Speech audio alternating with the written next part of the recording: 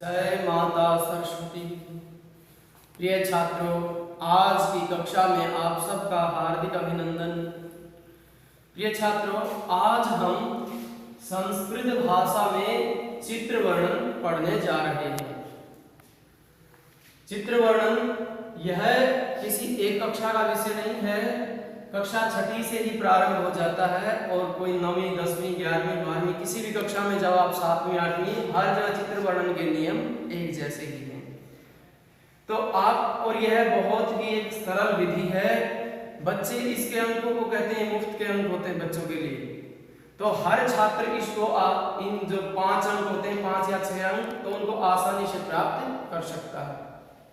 सबसे पहले आप कोई भी चित्र हो उस चित्र को एक बार ध्यान से देखिए और चित्र को ध्यान से देखने के बाद उसकी मंजूषा को आप समझिए। अभी हम आपको चित्र दिखाएंगे, मंजूषा भी बताएंगे। एक बॉक्स होता है मंजूषा, आपको उस बॉक्स में ऊपर भी शब्द मिल सकते हैं, नीचे भी मिल सकते हैं। एक इस तरह का बॉक्स होगा, उसमें आपको शब्द मिलेंगे। तो आप सबसे पहले चित्र को देखें और फिर उसकी जो मंजूषा के शब्द हैं उनको पढ़ें।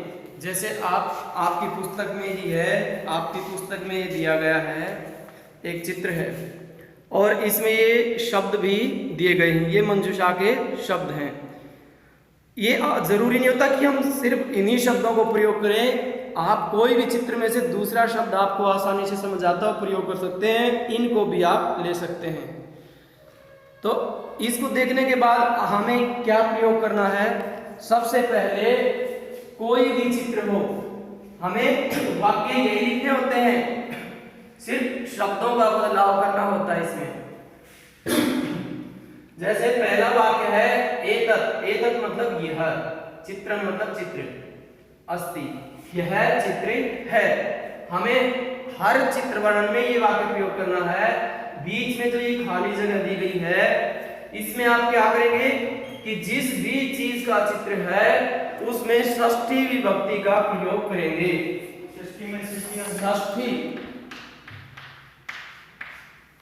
चित्र वर्णन में षष्ठी विभक्ति का। जैसे मान लिया आप अधिकतर बच्चों के लिए क्या होता है, या तो विद्यालय का चित्र होता है अधिकतर, या पुस्तकालय का होता है, खेल के मैदान का होता है, और उद्यान का हो सकता है, वन का हो सकता है। तो किसी भी चीज का चित्र आए उसमें आप षष्ठी का प्रयोग कर दो। आपको जैसे उदाहरण के तौर पर पार्क का चित्र आ गया आपको, तो क्या कर दोगे उसमें उद्यान की षष्ठी उद्यानस्य। एतत् चित्रम उद्यानस्य अस्ति। मान लिया आपका पुस्तकालय का चित्र था, विद्यालय का है, तो विद्यालय का तो क्या कर देंगे, विद्यालय की षष्ठी विद्यालयस्य, ये विद्यालय का है।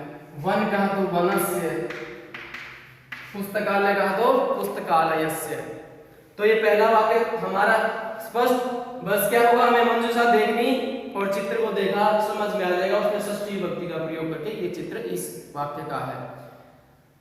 हम काल का भी लिख सकते हैं, प्रातः कालस्य, सूर्योदयस्य, सायंकालस्य, वर्षा कालस्य, वो ये इस काल का चित्र है इस समय। फिर हमें क्या करना, दूसरे वाक्य में हमें देखना कि ये चित्र है, इसमें हमें क्या दिखाई दिया।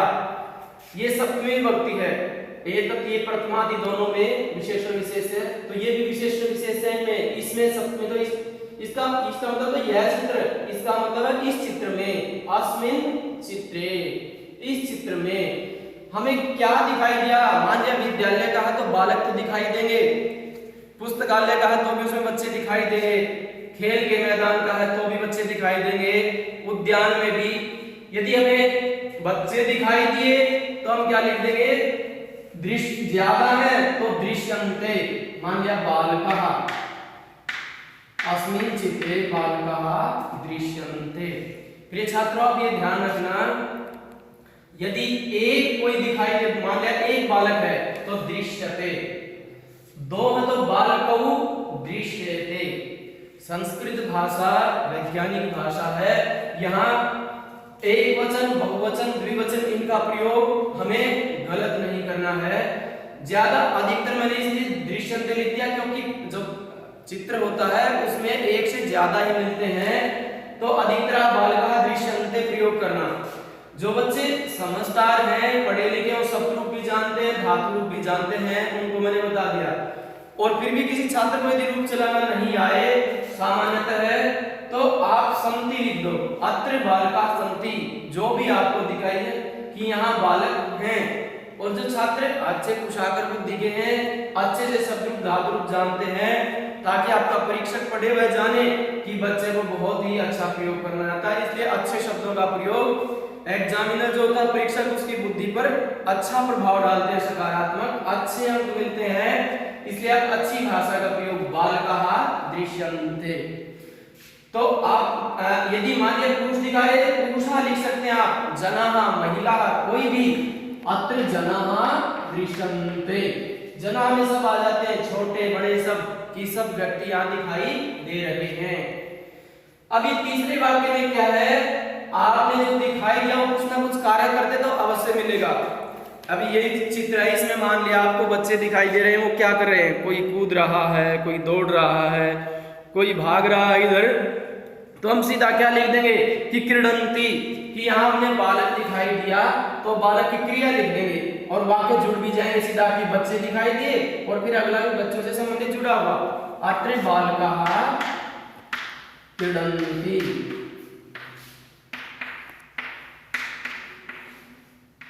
यहाँ बच्चे खेल रहे हैं।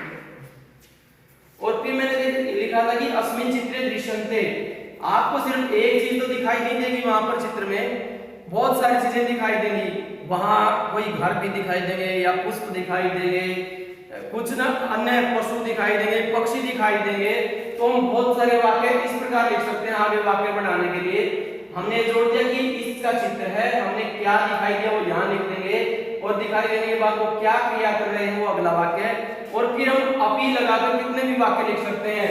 अस्मिन् चित्रे, जैसे कोई आपको पुष्प दिखाई दे रहे हैं, पार्क का है, पुष्प मिलेंगे, पौधे मिलेंगे, तो पुष्पाणि, ये शब्द अन्यत्र भी दिखाई दे आपको, मतलब मंजूषा में मिल सकते हैं शब्द, तो इन शब्दों का प्रयोग अपी लिख करके कि ये भी दिखाई दे रहे हैं।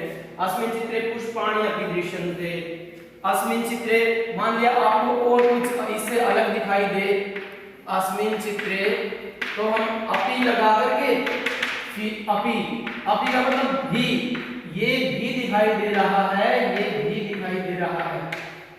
आप ये ध्यान रखना, अगर दृश्यन्ते कहते हैं बहुवचन का ही शब्द लिखना, एक वचन का शब्द तो फिर बता रहा हूं दृश्यते लिखना, द्विवचन तो दृश्यते, पुष्पम दृश्यते, पुष्पे दृश्यते और पुष्पाणि दृश्यन्ते। तो अब मान ले वृक्ष है, तो एक है तो वृक्षः अपि दृश्यते, वृक्षौ दृश्यते, और ज्यादा है तो वृक्षः, वृक्षः अपि दृश्यन्ते। खगाः यानी पक्षी, पक्षी भी दिखाई दे रहे हैं। तो हम कितने भी वाक्य बना सकते हैं, 5, 6, 7, ये भी दिखाई दे रहा है, यह भी दिखाई दे रहा है, जैसे यहाँ पर पुरुष भी दिखाई दे रहा है, और ये पत्रिका पढ़ रहा है, समाचार पत्र पढ़ रहा है, तो यह भी दिखाई दे रहा है, और ये कंदुकम मतलब गेंद, गेंद भी दिखाई दे रही है यहाँ पर, और ये सूर्योदय के टाइम का चित्र है, सूर्योदयस्य, यह भी लिख सकते हैं हम। और जो यहाँ पर देखो खगाः लिखा गया, तो अपि, खगाः अपि दृश्यन्ते, ज्यादा है दृश्यन्ते, ध्यान रखना, आप खगः हो तो दृश्यते, पुष्पाणि भी ज्यादा है तो पुष्पाणि के लिए हमने दृश्यन्ते कि दिखाई दे रहे हैं। और मैं फिर बता रहा हूं, किसी छात्र को यदि दृश्यन्ते नहीं लिखना है, संति लिख दो आप, अत्र खगाः अपि सन्ति, ये सामान्य सब बच्चे लिख सकते हैं। अगर कोई अच्छी भाषा प्रयोग करना चाहे तो ये शब्द लिख देना, नहीं तो सामान्यतः मैं आपको बता रहा हूं सब बच्चे लिख सकते हैं, अत्र खगाः सन्ति, अत्र वृक्षाः सन्ति, एक वाक्य, 2 वाक्य, आप वृक्षाः सन्ति, ये तो हर बच्चा ही प्रयोग कर सकता है, तो छोड़कर कोई भी नहीं आए। इन शब्दों का प्रयोग हो सके तो ठीक है, नहीं तो 5 वाक्य आप ऐसे लिख दो, ये भी गलत नहीं है।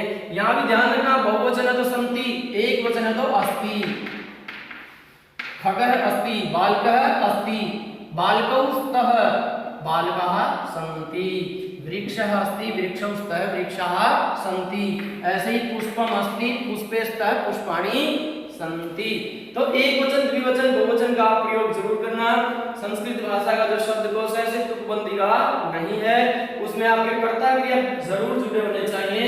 यह वाक्य बहुवचन का तो बहुवचन लेकिन बिल्कुल सरल है, आप ऐसे लिख दोगे पहला वाक्य किसका है, ये चित्र किसका है, एतत् चित्रम् उद्यानस्य अस्ति वनस्य अस्ति। यहाँ क्या क्या है, अत्र खगाः सन्ति, अत्र वृक्षाः सन्ति, अत्र पुष्पाणि सन्ति, जो भी है। अंतिम वाक्य हम क्या करेंगे, तीसरे में जो ये सब कुछ दिखाई दिया तो हम सुंदर ही प्रयोग करेंगे। एतत् चित्रम् अतीव सुंदरम् अस्ति, मतलब सुंदरम के बाद और भी हम दूसरे शब्द प्रयोग कर सकते हैं, शोभनम् अस्ति, अतीव शोभनम् अस्ति, अतीव सुंदरम् अस्ति। कई बार बच्चों का एक प्रश्न होता है कि सर चित्र सुंदर नहीं हो, किसी दूसरी घटना का हो, तो चाहे कूड़े के ढेर का हो चित्र, लेकिन चित्र तो बहुत सुंदर है, चित्र बुरा नहीं है, चित्र में दुर्गंध नहीं आती है। तो ये सब के लिए हमें सकारात्मक शब्द, संस्कृत भाषा में सकारात्मक बनाती है, सकारात्मक शब्दों का ही प्रयोग करना चाहिए। और आप वर्तमान काल का ही प्रयोग इसमें करना, भूतकाल या भविष्यत काल की क्रियाओं का प्रयोग नहीं, सामान्यतः लट लकार की क्रियाओं का ही प्रयोग करना। और आपको मतलब इससे कर्ता क्रिया का विशेष ध्यान रखना है, एक वचन, द्विवचन, बहुवचन का।